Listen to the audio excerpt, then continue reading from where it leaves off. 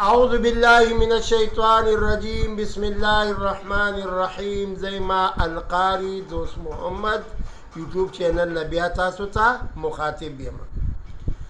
الحمد لله سیرة النبی صلی الله علیه وسلم آغا په 20 حصو کې مونږه اختتام ته ورسولو. اوس شروع کیږي نور الواعظین د مولانا محمد شریف صاحب کتاب دی او الحمدلله په دې کتاب کې رومبنه ذکر د کلمې راغلي. کلمات طیبه داسې ذکر دی چې په تمام ذکرونو کې بهترین ذکر دا سره افضل الذکر. نبی کریم صلی الله علیه وسلم فرمایي چې ای زما صحابو بهترین ذکر لا اله الا الله. په تمام ذکرونو کې طیبه کلمه یعنی کلمه طیبه دا په ټولو کې افضل ده، بهترینه ده، غوره ده. په ټولو ذکرونو کې ذکرونه ټول د الله تعالی ذکرونه دي، خو بهترین ذکر دا پکې کلمه طیبه ده. او بیا په تمام دعاګانو کې بهترینه دعا دا الحمدلله سورة فاتحه ده چې په دې کې رب العالمین ته التجا ده، زاری ده، منت ده. راځو خپل موضوع ده. لا اله الا الله کلمه طیبه د دې څه فضایل دي.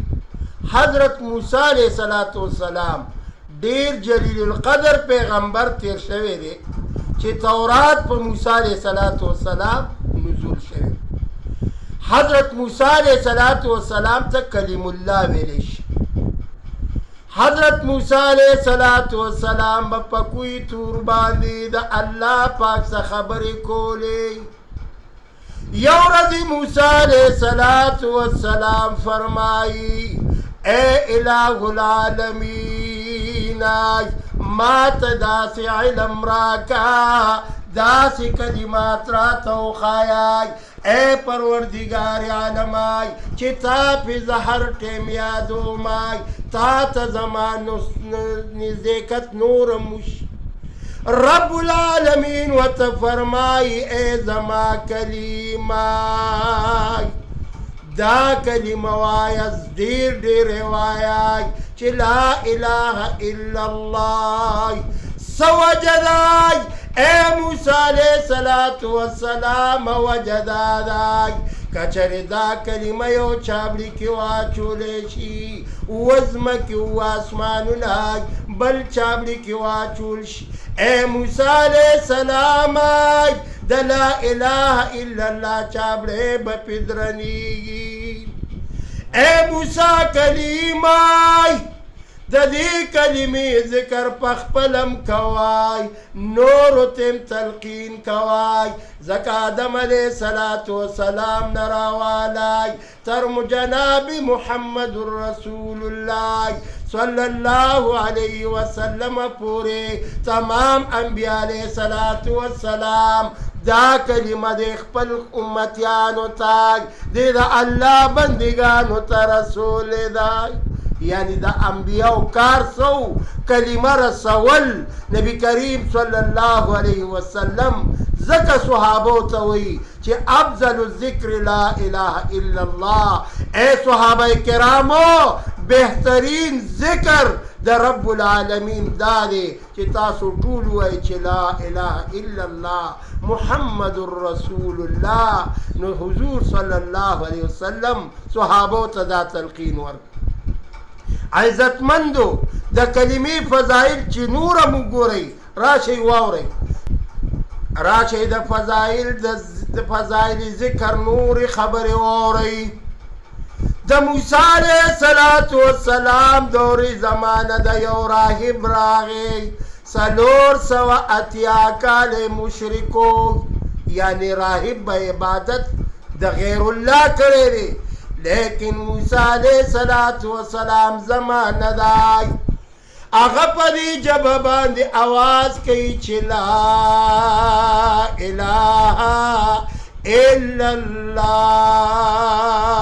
رب العالمین فرمائی اے موسیٰ علیہ السلام آج دے راہب تسلور سواج اتیا کال چکم غیر اللہ عبادت کرے یعنی شرک کرے دے دبوتان عبادت کرے دے پدی کلمی سرائی ہر سمدت معاف کروئی دادا کلمی طیبی فضائل دیے مسلمانانو رب العالمین منگو تاسو لکلمہ را کردائی راشی مسلمانانو دا کلمی طیبی فضائل نورم گوری دا حضرت عباس رضی اللہ تعالی عنہ روایت تے چی ما دا نبی کریم صلی اللہ علیہ وسلم نا اورید لیدی چی اورد جبریل علیہ السلام راغے او آقا نامدار محمد رسول اللہ تا فرمائی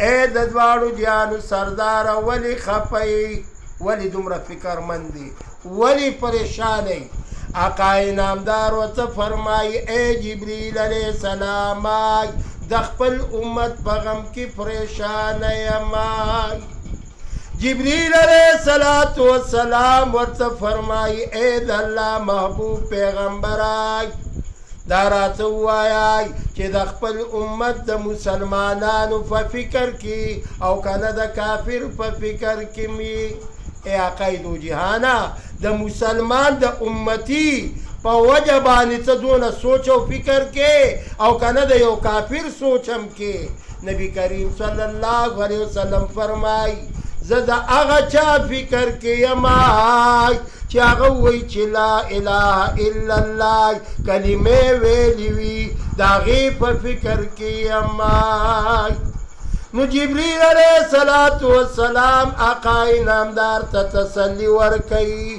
اے محبوب پیغمبر آئی راشد دلاس نیونی ولوگ او یو قبرستان تے ادرو لوگ او خپل وزر رواغست پا یو قبر باندی وزر راخ کو او آواز کئی چی قوم بی اذن اللہ جبریل علیہ السلام فرمائی دا اللہ پا اذن سر پاس یو دیر خیستائی صورت والا انسان چی پا جبا باندی دا کلمہ جاری وائی چی لا الہ الا اللہ لا الہ الا اللہ جبریل علیہ السلام فرمائی اے آقای نامدار داو گرستا امتیان دی کلمی والا دی سمر خیست دا قبر نرا پاسی دا او بیان پا جبا باند لا الہ الا اللہ وی بیاید لاس نونی ولوگ او یو بل قبر تودری دا جبریل علیہ السلام فرمائی قم بی اذن اللہ دا اللہ پا اذن سر را پاسا آغا غیری کلمی والو مخی تک تورو ہائی ہائی ای افسوزے چیز دا مورن نوے پیدائی حضور علیہ السلام دیر زیاد خوشحال شو چی دا کلمی والائی سمر خیست صورت کی دے بیائیم پا جبا باند لا الہ الا اللہ دے راشیو گوری علامہ اقبال سے بیو شیر ہوئی دا خدا کلمی فضیلت دے لیکن علامہ اقبال سے وہی چاہتے نتا سو خالی کلمہ وائی وی اگر گویم مسلمانم بلرزم ولیکن دید مشکلاتی لا الہ رائی وی آوازی خوپدی بان امکار نکی چیتا صرف وی چی لا الہ الا اللہ او وی محمد رسول اللہ او بیاد مانزا وقت منسد شادائی رو جراغ لروجم ننیسی یوازی پدی کلمہ باندی بکار نکی